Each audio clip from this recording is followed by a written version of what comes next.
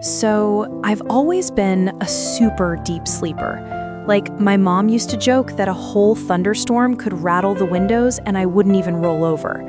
I actually liked that about myself. It made me feel safe, you know? Like I was totally unreachable once I finally closed my eyes. But lately, the silence in my apartment has started to feel heavy. It started with small things.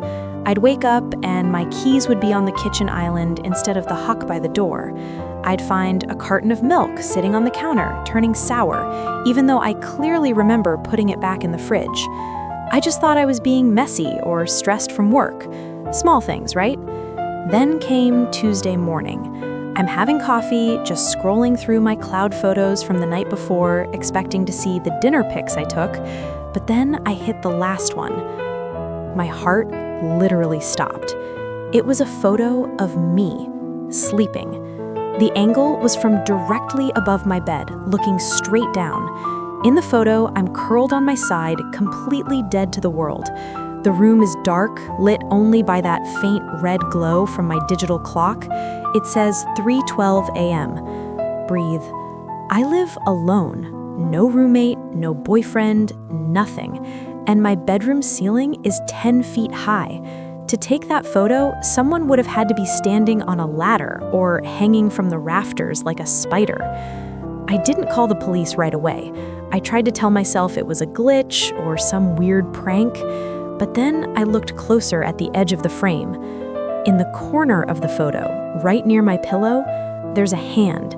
Not a normal hand. It's pale with these long, thin fingers just resting on my pillow. They aren't reaching for me, they're just there, like they belong in the bed.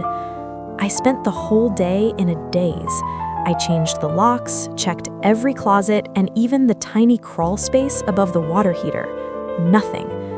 That night, I couldn't bring myself to lie down. I sat on the sofa with every light in the place blazing, just staring at my bedroom door. Around 4 a.m., I checked the photo one last time. I zoomed past the hand, past my own face, into the shadow beneath the mattress frame.